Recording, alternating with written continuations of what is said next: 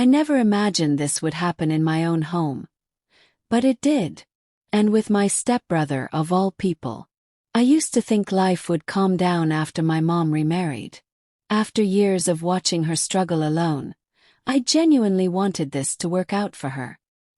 His name was David, a quiet man with steady hands and kind eyes. He brought us into his world like we were always meant to fit there. But it wasn't David who changed everything. It was his son, Ryan. Ryan was the type of guy you noticed the second he entered the room. Not because he demanded attention. Actually, it was the opposite.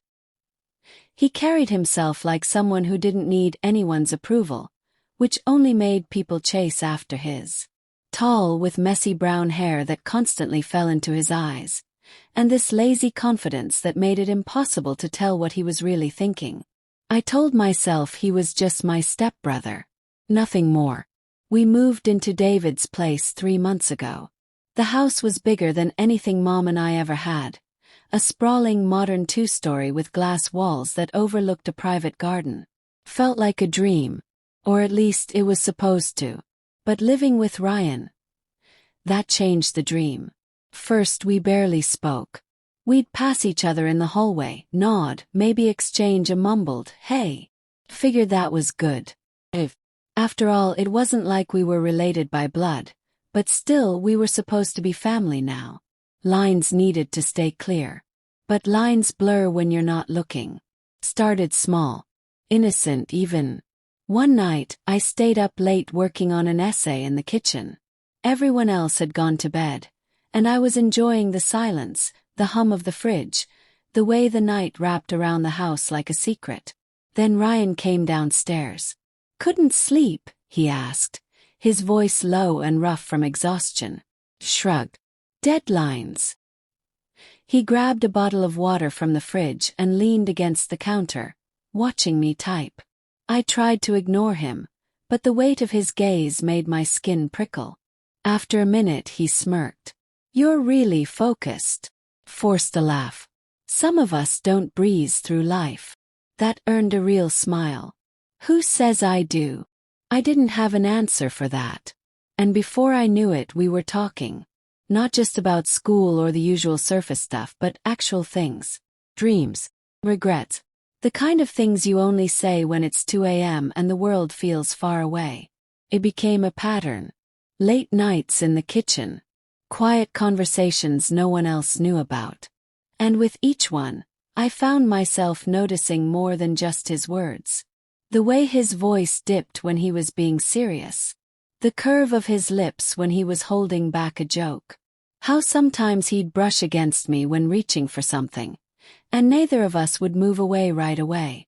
One night, maybe a week later, I caught myself staring at him from across the table, noticing the way the light from the fridge door highlighted the sharp edges of his jaw, the slow, lazy blink of his eyes. And that's when the thought hit me. This is wrong. Completely, utterly wrong. I packed up my laptop, mumbled an excuse, and practically ran to my room. For hours I lay awake, staring at the ceiling, heart racing for reasons I refused to name. But the thing about forbidden thoughts is that once you let them in, they don't leave quietly. The next day I avoided him. Or tried to. But Ryan wasn't dumb. "You good?" he asked when we crossed paths in the hallway. "Yeah," I lied, barely glancing up. "Just tired." He didn't push, but his gaze lingered as I walked away. The tension grew. Not just in my head. Between us. In the pauses during dinner. The way we'd both find excuses to be in the same room, even if we weren't talking. How his eyes would drift to me when he thought no one was looking, and how mine always seemed to do the same. It got to the point where every small interaction felt charged. Passing touch. A shared glance. And the worst part. I didn't want it to stop. I told myself I was imagining it. That this was just me being ridiculous. But then came the night that changed everything. It was late again. Everyone else asleep. I was lying in bed, scrolling through my phone, trying to distract myself from, well, him. That's when I heard it. Soft knock on my door. Froze. Another knock. Quieter this time, like whoever was on the other side wasn't sure if they should even be there. I didn't have to ask who it was. Somehow I already knew. My heart pounded as I tiptoed across the room and cracked the door open. And there he was, Ryan, standing in the dark hallway, barefoot, wearing just a faded t-shirt and sweatpants. He rubbed the back of his neck, looking everywhere but at me. "Hey," he whispered. "Can we talk?" I knew this was the moment I should say no. Close the door. Pretend nothing ever happened and go back to the version of life where we were just two people forced into the same house by our parents' marriage. But I didn't. Instead, I stepped aside and let him in. And I knew. Whatever happened next, there was no going back. The moment Ryan stepped into my room, the air shifted.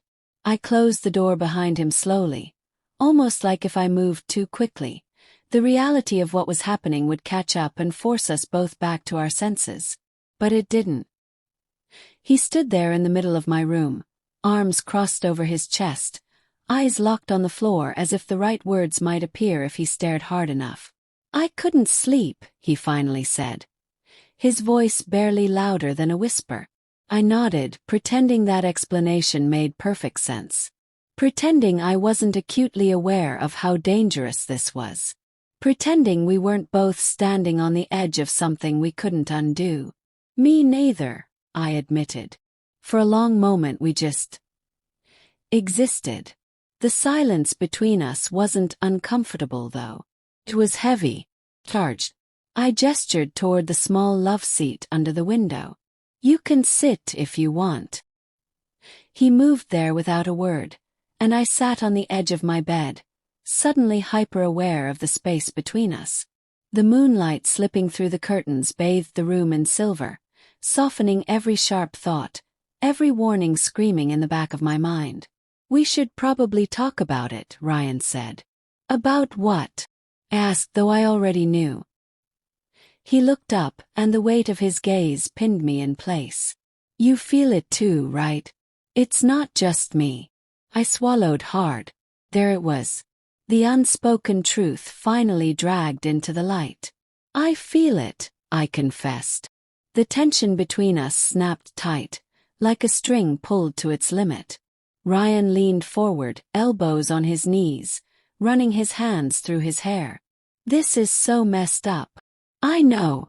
We're supposed to be. I mean, technically, we're..." He couldn't even finish the sentence. "Step siblings," I said for him. "But it's not like we grew up together. We barely even knew each other before a few months ago. Does that make it better?" I laughed quietly, shaking my head. "No, not really." And yet neither of us moved. Neither of us said we should stop. Minutes passed, but the silence wasn't easing the tension. It was making it worse. "Can I tell you something?" Ryan asked. "Yeah. I think about you. More than I should." I looked down at my hands, twisting the edge of my blanket between my fingers. "Me too." And just like that we were past the point of no return. There was no more pretending, no more denying. Ryan stood and crossed the space between us, slow and deliberate, like he was giving me every opportunity to stop him. But I didn't. Couldn't. He sat beside me on the bed, and when his hand brushed against mine, I didn't pull away. We didn't rush. There was no need. Every movement felt like a question, and every answer was given in the silence that followed. When he finally touched my face, cupping my cheek with his palm, I leaned into it like it was the most natural thing in the world. And when his lips met mine, it felt inevitable. The kiss wasn't frantic or desperate. It was careful, testing. Like we both knew how dangerous it was but decided it was worth the fall. For those few stolen minutes, there was nothing else. No family, no labels, no consequences. Just us. And it felt right. Which only made it worse. Because when we finally pulled apart, reality slammed back into the room with a force that nearly knocked the breath out of me. Ryan ran a hand down his face, looking around like he was expecting someone to burst in and catch us. We shouldn't have done that, he said, but his eyes betrayed him. There wasn't a trace of regret in them, only longing. I know, I whispered. But neither of us moved to leave. The night stretched on, and we sat there side by side, saying nothing because anything we said might unravel the fragile peace we'd built in the aftermath. Finally Ryan stood. We can't get caught. I know. No one can know. Not your mom. Not my dad. No one. He nodded. It's just between us. He hesitated at the door. Good night. Good night. But when the door clicked shut behind him, sleep was impossible. What had we just done? I lay there for hours, replaying every second, every word, every glance. Part of me expected to wake up and find out it had all been a dream. But the next morning reality hit hard. Breakfast felt like a performance. Mom chatted about weekend plans. David read the paper. Ryan sat across the table, looking at me like nothing had happened, except when our eyes met. There, in that stolen glance, was the truth.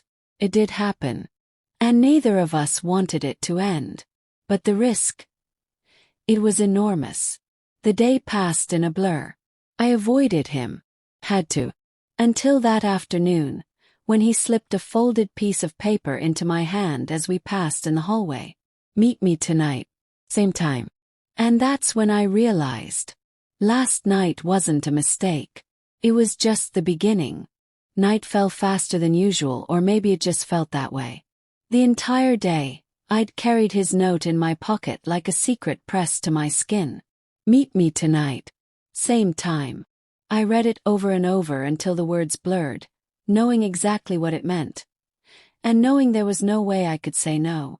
When the house finally fell silent, when the world outside my window had slipped into shadows, I crept from my room.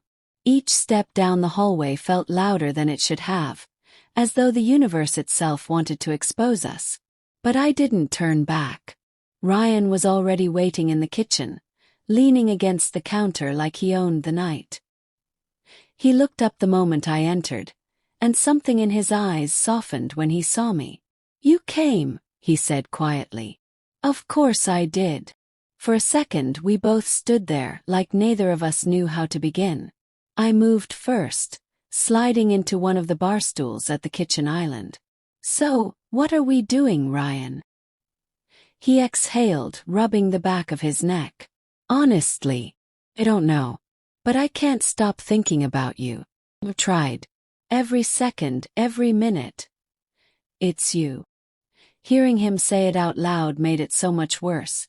And yet I never wanted him to stop. We can't keep this up, I whispered, even though my heart was begging for the opposite. Maybe not forever, he admitted, stepping closer. But for now.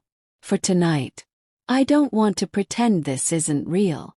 And that was all it took. The distance between us dissolved, and before I knew it, his hands were on my waist, and mine were threading through his hair. We kissed like we'd been waiting our entire lives for this exact moment, slow and deep, as if we were memorizing the feel of each other in case it was the last time. But it wouldn't be. That night became two. Two became four. And before long, sneaking around wasn't just a thrill, it was survival. We stole moments wherever we could. Quick touches in passing. Secret glances across the dinner table. Whispered words in the dark. And somehow no one noticed. Or at least we thought they didn't. One afternoon, weeks after that first night, I found Mom watching me from across the living room. There was something unreadable in her gaze. You and Ryan seem close, she said carefully.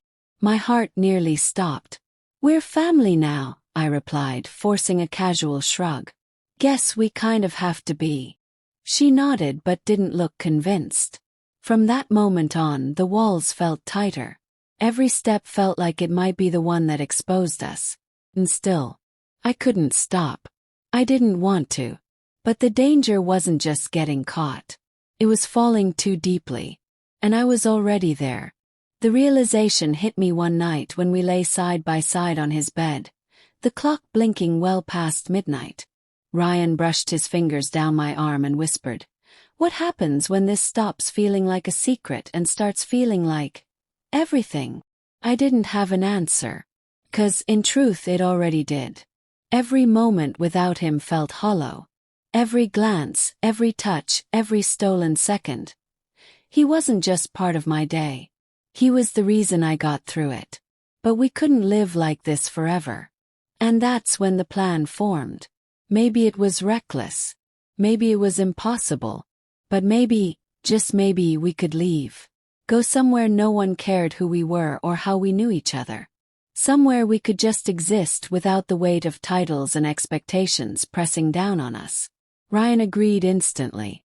"We could make it work," he said, eyes bright with something I hadn't seen before, hope. "Find a place. Start over. Just us." And for the first time the future didn't feel like a wall. Felt like a door. But dreams are fragile things. And reality doesn't like being ignored. The night we decided to run, the house was too quiet. Too still. I packed a small bag, heart racing as I moved through the shadows. Ryan waited by the back door. His car keys already in hand. "We can still turn back," I whispered. But we both knew we wouldn't. "We deserve to be happy," he said. And I believed him. We slipped into the night, the car cutting through the darkness like a blade. Miles passed. Hours. Cities blurred into nothing. And with every turn of the wheels, the weight on my chest lifted. For the first time it felt like we were free. But freedom doesn't come without sacrifice. We left everything behind. Family, safety, the lives we'd known. But what we found was worth it. Each other. A life built not on secrets but on choice. And though it wasn't easy, though there were nights I missed home, missed my mom, missed the comfort of certainty, I never once regretted choosing him. Because sometimes the most forbidden love is the one that saves you.